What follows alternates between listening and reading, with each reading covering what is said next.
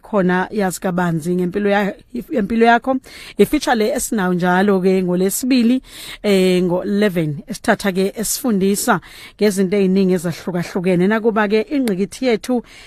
namhlanje sibheke khona lapha ya kwi testosterone ukhona ke kodwa udokotela uzosisiza kakhulu asichazisele ukuthi yini yona testosterone kodwa ngaphambi kokuba siye lapho siyothanda ukuthatha ukusisiza kancane naku phela manje sibona kuphakama amaphaphu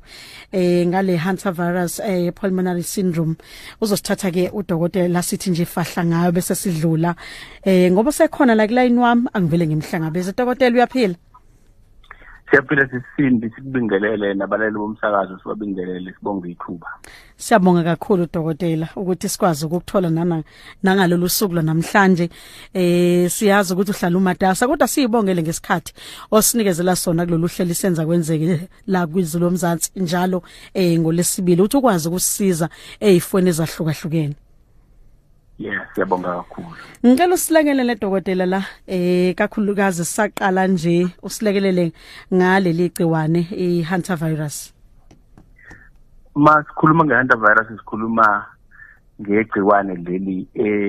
eselitathazela abantu nje lidala kade kwasalikhona. Oh, kade kwasalikhona dokotela. Kade izifo eziningi esuke abantu bazi ngazo ukuthi isuka mhlambe isuke isibhebhetheka kakhulu ngezimo ezithize kodwa nje ambala amavirus ukuthi yintsha ngempela nali kodwa dokotela seliphakamisa amaphaphu ngalolu hlobo. Yebo, leli virus leli litholakala kanjani mhlambe litholakala emagundaneni. Okay. Alihlali kumuntu lithethwa lento kuthiwa i-reservoir lisuke liphile khona ivirus liphila emagundaneni bese kuthi amagundane alispread elinye kwelinye lisekrisha kuwona amagundane ukuthi mayeqwebhana ke noma elumana amagundane akabe nezinto zawo namaphutha ngoba nathi sihamba unyathela umuntu ngephutha lokuqwebheka noma lokubulwa bese lithelela elinye liphila nje kanjalo lelo virus ungena phike manje umuntu la yenzeka khona ke ilento ukuthi umuntu abe exposed to umchamo wegundane noma imsimbana legundane so khona ke la kwenzeke khona kwangaqina ezokucleana lelithi hygiene ngoba ivirus la khona lilula kakhulu istructure salo liyakhe ngalendlela ukuthi lihlala line membrane elizungezile lilento kuthiwa encapsulated khona into ewulolesi elizungezile okay okuna protection yalo kodwa insipho nje le esigeza ngayo izitsha leyikhumisa lonto bese ivirus kuphela ngalo so into ekulula ukuthi udile nayo ngokuthi ube clean nokuthi wenze sure ukuthi ayikho imsimbana yamagundane uhlezi kuhlanzekile umchamo wegundane ngeke uze ubone ngoba kuncane kodwa ukuthi uhlezi kuhlanzekile nje futhi kulowo mkhumbi lo khona la kwenzeke khona kwanele nje cross contamination kwakhona ukuthi igundane mhlawumbe ladlula la ngabona umuntu lapho kustoriswa khona ukudla kwase kwa-contaminate yiyo lento le odlayo abantu usedla nale virus yaqhamuka lapho alispread futhi kalula ukuthi omunye umuntu mayinalo athelela omunye kwayibona lokho akulula. Okay, ukhulume ngo-pulmonary syndrome igama elithi pulmonary lisho amaphaphu pulmonary means lungs so ithi mayingena izela emaphashini yes umuntu mayikhwehlela kufanele akhwehlele i-amount eningi kuma-droplets ukuze ikwazi ukuthi affect but akujwayelekile ukuthi umuntu mayenayo singamthelela omunye kakhulu ubuzile ukuthi ningathi nisemkhumbini kodwa li-affect abantu abawu-3 kuphela emkhumbini nabantu abawu-140 umkhumbi phela kuzona into evulile ngaleyo ndlela indawo esabusukutu kanje so kuba bekuthiwa ligciwane lispreada ngokushesha fanele becishe wonke umuntu osemkhumbini nalo lokho kuyathetha silive igciwane lispreada kakhulu ngokuthi-ke phela suke lavele ey'ndabeni sengazi ukuthi manje sekune-COVID entsha-ke manje sebeza abantu sezozenye i-lockdown cha ayifikanga kulelo zinga lelo. Kwenye indawo futhi iyabizwa futhi nge-hemorrhagic syndrome la i-affecta kakhulu ama-kidneys akho so i-affecta ama-lungs i-affecta ama-lokhunjani ama-kidneys la umuntu ethole khwehlela mhlambe kwesinye isikhathi kuze kube ngazuthi uba ne-fever le ekhahlameza umzimba iloko nje esingathi kubalule ngalo kodwa ajingo ngandlela sekubathazwa ngayo number 1 number 2 ngendlela engajwayelekile ngayo eCanada mhlambe ngonyaka ngoba li North America which is Canada and USA Central America ne South America yona ndawo litholakala kakhulu leyo nase Asia nase Europe thina si-Africa alifayela ukusithola ngenxa ye-climate esikuyona nanokuthi njengoba ngisho akusento spreada ngaleyo ndlela kodwa lefathi liqaphele njengoba siyazithola amagundane eCanada nje unyaka wonke lithola abantu abahlamthola ukuthi unama-cases lama 5 noma 6 i-country yonke so ayikho common ngaleyo ndlela ukuthi phela siyokela ngena iy'ndaba ethu sofanele siyi-address-eke kodwa nje ligcizelela ukuthi fanele sibe clean emakhaya sindisho ukuthi masukwento ngathi samsimbani ungayibambi ngesandla ungathathi kalula faka into zokusanitize uhlezi umuntu ukuba clean endlini ilokho esingakusho umuntu uyivikela ngakho uma engazizwa kahle ngekho sure angahamba kwezempilo akhona ama-test akhona but hayi ukuthi seyinto eseyikhona umuntu uma esene-fever hayi akakafiki lelo zinga ukuthi nje phela isuke yabamba i-attention ye-media-ke kwase-ke isiletha lolo valo kanjalo. Siyabonga kakhulu dokotela ukuthi ukwazi ukusilekelela kakhulukazi ukusicacisela ngaleli gciwane ngoba impela lukulethile ukwethuka nokwesaba uma ngabe kuzwakala asikakalulami dokotela asikakalulami kahle kusukela kulento ye-COVID-19. Yeah. Cabanga ukuthi nako lokho kungeminye yemithelela ukubona amaphaphu esephezulu kangaka ngayi hantavirus. Kuyiqinisa nokuthi masiyithatha kancane ngagcina siyingozi mabe singayiqapheli. So indlela okuyiqaphela ikhona ukuthi siqaphele nje sihlale sihlanzekile. Sihlale sihlanzekile izimo ezokwenza ukuthi umtholo sinamagundane endlini uyiqaphele siyazi into amaphepha udoti ulahle and ukuthi endlini kube nendawo esikhathini ezinomoya ungabelani izinto wardrobe zibeningi noma amabhokisini amagundane ayithanda izimo njengalezo. Siyabonga kakhulu doctor. Nakuba bengekhona kakhulu namhlanje sikhuluma ngetopic yethu la dokotela engicabanga ukuthi bathinta kakhulu abesilisa ngiyacabanga ukuthi ke ngicela usilekelele kuyona manje sidlulele kuyona i-testosterone usichazele dokotela ukuthi yini yona le. I-testosterone ile ekuthiwa yi-hormone. I-hormone izinto ezilawula ukusebenza komzimba. Mawudla khona ama-hormones yona enza ukuthi ukudla kugayeke njalo ukukhula kwakho kulawula ama-hormone imizwa yakho ilawula ama-hormone ukuthi umuntu wesilisa unentshebe unedilo unezibele hayi amabele nezinto zangasese konke lokho kulawula ama-hormones so umuntu wesilisa ke ihormone kuyona ethi mina ngumuntu wesilisa eyobulili angisho kanjalo elithiwa ama-sex hormones kumuntu wesifazane sikhuluma phambili ukuthi i-estrogen ne-progesterone kumuntu wesilisa ke lethi mina ngumuntu wesilisa kuyona elawula umzimba womuntu wesilisa ukuthi uqhubeke noba umuntu wesilisa uvele ngale ndlela ovela ngayo i-testosterone yona ke enza lowo msebenzi iqhamukahle iproducwa yini iproducwa lapha kwizitho zomuntu zangasese lento kuthiwa ama-testis amazambane ngolimi oluhloniphisayo ilapho-ke la iproducwa khona kwizitho zangasese zomuntu wesilisa umsebenzi wayo-ke njengoba sesishile ukuthi yenza umuntu wesilisa abukeke umuntu wesilisa so uhlukanisa ngokwama-age ukuthi uma usasesiswini kuma wakho mase ngikuveze mhlawumbe ungakafiki mhlawumbe uselako 12 weeks mase sikubuke umuntu njengalowo simkhiphe nje eswini simbheke lapha sekubabona umuntu ephunyelwa isisu uthola umuntu mhlawumbe sekusanumbungu sesithi umbungu kusekuncane kusala ko 12 weeks ngeke uzibone ukuthi uhlesisa ngoba izinto zangasese zizoke safana bese iyaqhamuka ke le testosterone isiproduceka ke manje wena umuntu wesilisa ngalo yawaye kade besikhuluma ngayo ngoba sikhuluma ama-chromosomes last week ukuthi besilisa nalo y-chromosome wona shoyo ukuthi umzimba wakho uzoproduce-ke le testosterone bese iyaqala-ke yahlukanisa ukuthi hayi izitho zomuntu zangasese zomuntu wesilisa zibe kanje kodwa nje makungakashayi ku-12 weeks sosafana yonke into awukho umehluko testosterone yona-ke ethi okay manje umuntu wesilisa uzoba nogwayi namazambane kanjalo bese-ke mayesephumele ngaphandle indlela iy'nwele ey'khula ngayo ukuthi uzoba nentshebe namadevu mangabe sikulapho kuthiwa mhlawumbe bakule stage ethiwa i-puberty mhlawumbe uqala labo 12 kanjena i-testosterone yenze njani iqala manje uyibona ingane zabafana futhi kade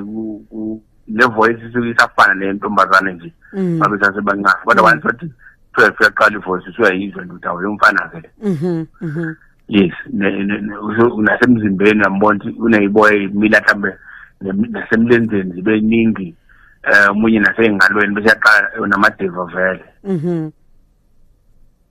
Ngisho nosize wethu zangasese wantu waqala ukuthi ibhathe kuyaqansa makuseseyingane nje kugwayana nje ongatheni kodwa wantu wathi 12 13 sekuyaqala kuyavela-ke manje hayi umuntu wesilisa nangokugwayo uyaqansa namazambane akhona ayaqansa kanjalo futhi uyambona ukuthi bakusetshenzwa lakha usekwazi ukwenza imisebenzi enzima made kusaseyingane ukuthi noma bakubuya kogrosa ukuthi bambalayo nakehla umphathisa 2 liter kuphela manje usevela athathe iplastic no2 liter abawu4 kusho amamasela seyakhula. Itestosterone yenza lokho. Okay. Nobude futhi wethi made kade engathi engaqaqile kahle ke once that 12 13 lapho nje uyabona unethambo sekuyaluleka manje sifuna ukufica nawo umzali. Nanokuthi ke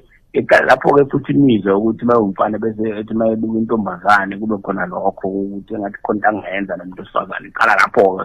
ingane enkulu ngenxa yama-hormones ngokwemvelo vele. Ukuthi ke thina sesikhulile mhlawumbe singase sibone into adolescence sesibantu nje bethi sabakhulile iyasiza ekutheni ke vele umuntu wesilisa ngokujwayelekile uyena namamasela amaningi na strong nje umuntu wesifazane ngokwemvelo nje. All right. Kanjalo futhi into esisho namathambo ngokujwayelekile awuqinise na strong nomuntu wesifazane ukuthi umzimba wakhe wakhela ukuthi izinto ezinzima ukukhathaza umuntu wesifazane wakhela ukuthi akhulise ingane enze imisebenzi soft. Ngoba ngisho ivoice yomuntu wesifazane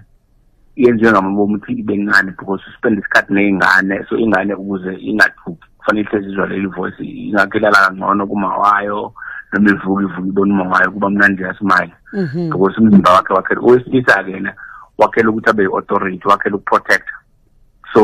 kubalekile ama-muscles akhe aqine kubalekile amalokhunjana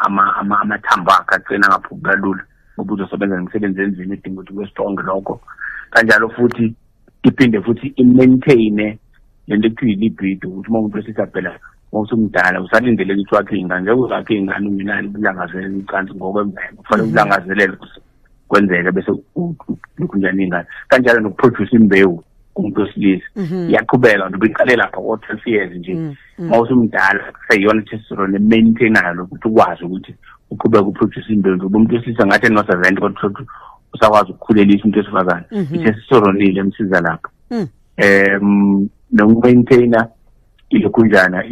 i-energy umuntu wesilisa ngokujwayelekile kufanele ubone umuntu one-energy ndlu umuntu wesifazane ngokujwayelekile kwemvelo bese ukuthi ne-mood ne-confidence abantu bese ubabona ukuthi banalo into yokuba ne-authority nento ngazi ukuthi umuntu wesifazane nokuyingabaza uma umuntu wesilisa nje uvele kwesikhathi siye sikusebenzise kambi-ke lokho kugcine sekunodlame sesiphatha into engafanele siyiphathe kodwa isuka kuleya nto yemvelo ukuthi kusefanele abe ne-confidence angasabi ukwenza izinto angasabi ukulida. Kanjalo nohlobo lokudistributeka kwama-fat emzimbeni kumuntu wesifazane amafutha kuyena ise-gain weight kodwa kakhulukazi emabeleni nasemathangeni nasey'ngane kumuntu wesilisa aya kakhulu la around the waist ngakho sinesiba nomkhaba ukudlula lini i-testosterone-ke yenza lokho nokuthi ama-red blood cells abe maningi ngoba uzosebenza so udinga i-oxygen eningi i-oxygen ithwala ama-red blood cells so kujwayelekile ngisho wenza ama-test elab umuntu wesilisa ayinama-red blood cells makuthiwa anormally noma nekuthiwa hemoglobin ngokuqhathanise umuntu wesilisa nowesifazane umuntu wesilisa afanele ibe between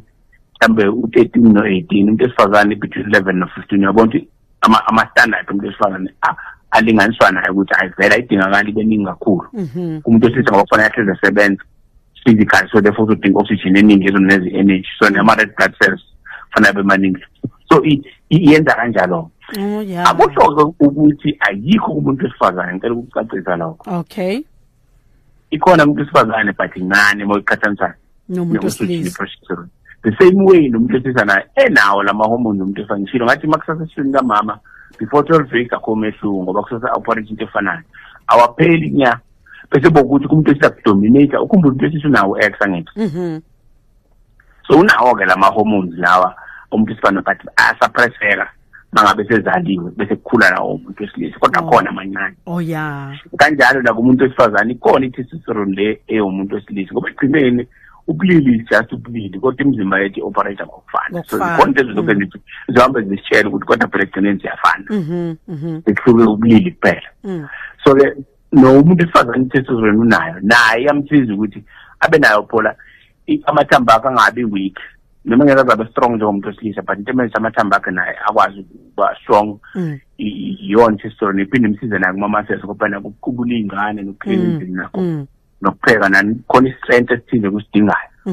naye futhi uyadinga ukuthi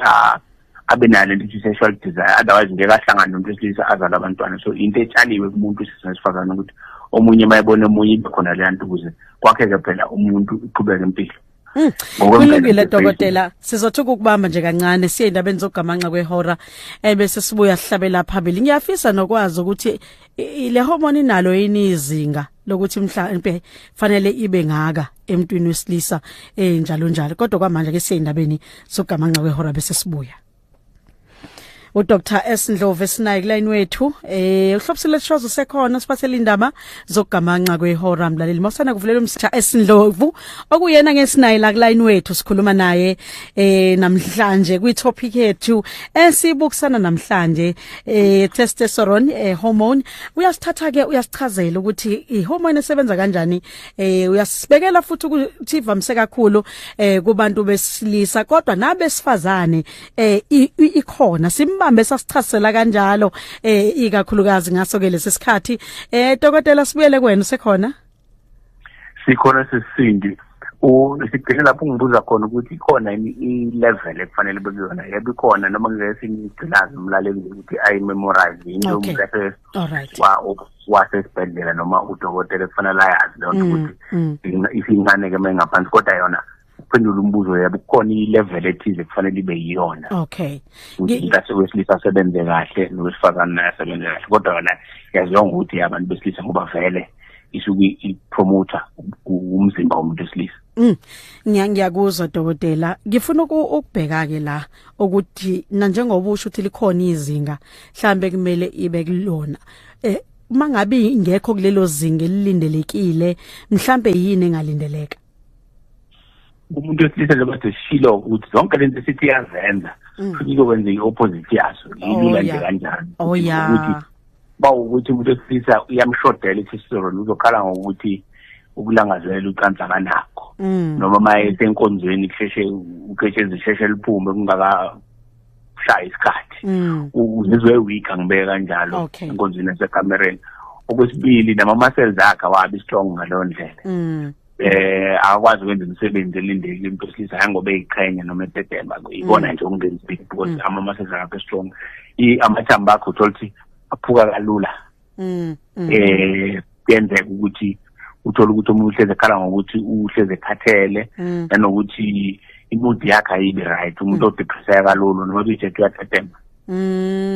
okunye ngase kwenzeka ngaba nenkinga ukuthi yebo wena mhlawumbe uyalenza uqanisa uyalala mfana but akabathola abantwana ingakwenza lokho nevoice yakhe uthola ukuthi isound engathi umuntu wesifazane nezinwele zakhe intshebe la ivela veli kahle uthola ukuthi ungathi unamabele ngombhekisisa into njengaleso ngiyakuzwa kahle kakhulu dokotela ngicabanga ukuthi ususichazele kahle ikhona yini mhlambe into esingathi le hormone ukuze ihlale iphilile ngaqashelwa yebo kufanele zikhona izinto mhlambe singaqala ngokuthi iziphi into eziyenza ukuthi yehle abanjani laba abasengcupheni yokuthi bayithole yehlile yes